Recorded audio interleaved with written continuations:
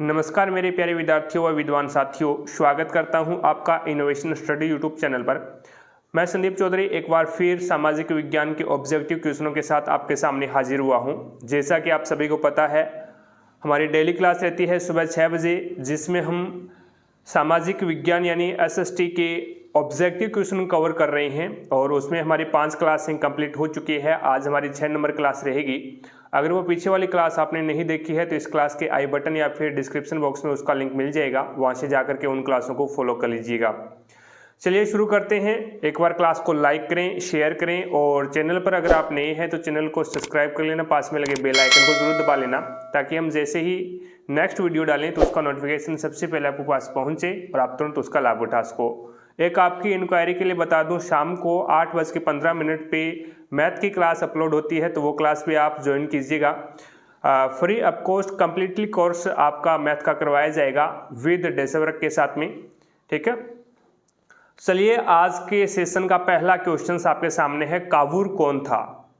Austria का प्रधानमंत्री, England का विदेश मंत्री, या फिर सार्डिनिया पिडमांट का प्रधानमंत्री, या फिर सार्डिनिया पिडमांट का सम्राट?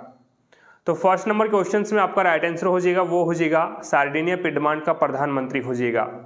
कावूर का जन्म है वो 10 अगस्त 1810 में इटली में हुआ था और इन्हें इटली के एकीकरण का राजनीतिज्ञ कहा जाता है, ठीक है। इटली के एकीकरण का राजनीतिज्ञ किसे कहते हैं? तो कावूर को कहते हैं और ये सार्डिनिया पिडमांट का प्रधानमंत्री था। आगे चलिएगा, नेक्स्ट देखो भी सेकंड क्वेश्चन आपके सामने है। साइमन कमीशन भारत कब पहुंचा था? 1930 में, 1929 में, 1928 में और 1932 में। तो सेकंड क्वेश्चन में आपका राइट आंसर होगा, वो हो जाएगा 3 फरवरी 1928 में साइमन कमीशन है वो भारत पहुंचा था और साइमन कमीशन का औपचारिक नाम था वो था भारतीय संवैधानिक आयोग, भारतीय संवैधानिक आयोग। और इस साइमन कमीशन का अध्यक्ष था वो सर जॉन साइमन था, सर जॉन साइमन है और इसी के नाम पे ये साइमन कमीशन नाम रखा गया। 3 नंबर क्वेश्चन देखिएगा। विश्वव्यापी आर्थिक मंदी का सबसे बुरा असर किस पे पड़ा था? जापान पर, फ्रांस पर, अमेरिका पर, ब्रिटेन पे? तो आपका 3 नंबर क्वेश्चन में आपका राइट आंसर होगा अमेरिका पर, यानी सी ऑप्शन आपका यहाँ पे राइट आंसर होगा। नेक्स्ट देखिएगा 4 नंबर क्वेश्चन है। गैर कृषि प्रयोजनों में लगाई गई भूमि में नहीं आती है बस्तियां, सड़कें, उद्योग, पहाड़ी चट्टानें।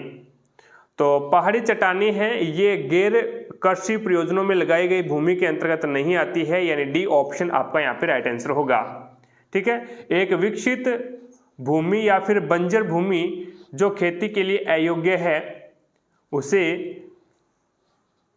ठीक है, उसे हम क्या बोलेंगे? गैर कृषि बोलेंगे। यानी एक विकसित भूमि या फिर बंजर भूमि जो खेती के लिए अयोग्य है वो गैर कृषि के अंतर्गत आ जाती है। अगला देखो भी 5 नंबर क्वेश्चन है। गुजरात व राजस्थान में भूमि निम्नीकरण का मुख्य कारण क्या है? अति पशुचारण, वनोन्मूलन, अत्यधिक सिंचाई, खनन। तो 5 नंबर क्वेश्चंस में आपका राइट आंसर होगा वो हो जाएगा अति पशुचारण, यानी ए ऑप्शन है वो आपका यहाँ पे राइट आंसर होगा।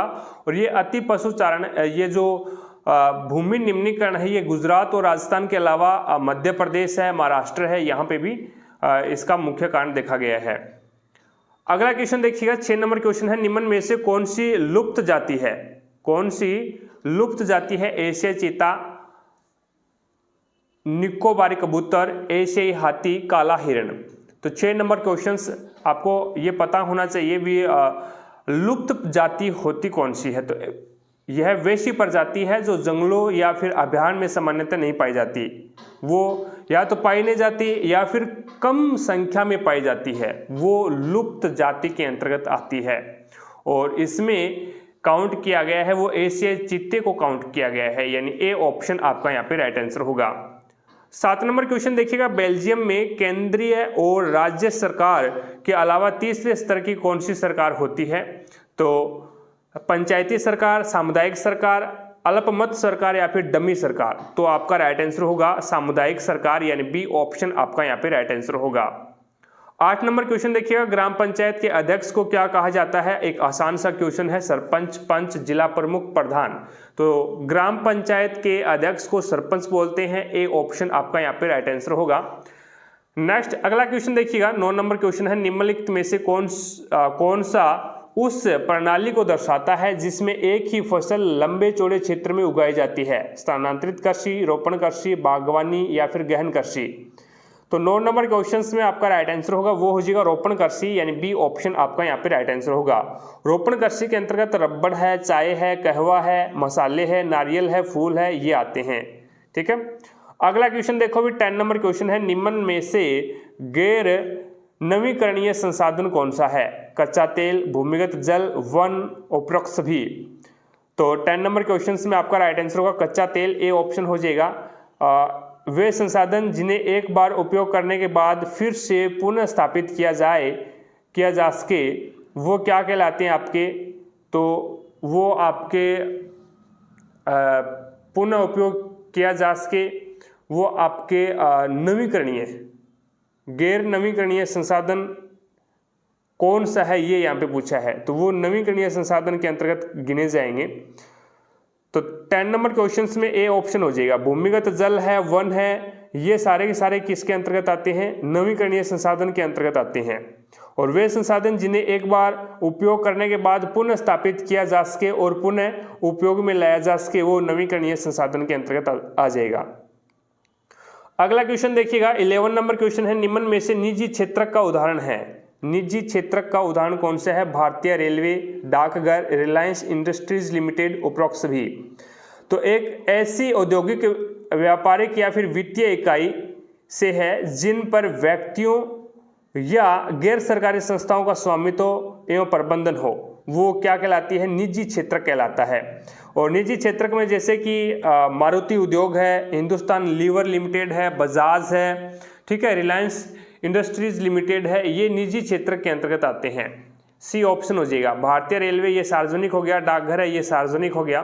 ठीक है, अगला देखिएगा 12 नंबर क्वेश्चन है, वह कंपनी जो एक से अधिक देशों में उत्पादन पर नियंत्रण और स्वामित्व रखती है क्या कहलाती है? राष्ट्रीय कंपनी, स्थानीय कंपनी, बहुराष्ट्रीय कंपनी, लघु कारखाने। तो आपका राइट आंसर होगा वो हो जाएगा बहुराष्ट्रीय कंपनी कहलाती है। नेक्स्ट देखो भी फिल इन द ब्लैंक वाले क्वेश्चन आगे। 19वीं सदी को मजदूरों की अनुबंध व्यवस्था को बहुत सारे लोगों ने फिल इन द ब्लैंक का भी नाम दिया। तो ये नई दास प्रथा नाम दिया था। 19वीं सदी को मजदूरों की अनुबंध व्यवस्था को बहुत सारे लोगों ने नई दास प्रथा का भी नाम दिया। नेक्स्ट 14 नंबर क्वेश्चन देखिए, फिल इन द ब्लैंक में ओडिशा राज्य संयुक्त वन प्रबंध का पहला प्रस्ताव पास किया। तो वो 1988 को ओडिशा राज्य संयुक्त वन प्रबंध का पहला प्रस्ताव पास किया गया। 15 नंबर क्वेश्चन देखिएगा, United kingdom of great Britain का गठन कब हुआ था? तो 1707 को। कब हुआ था? 1707 में United kingdom of great Britain का गठन हुआ था।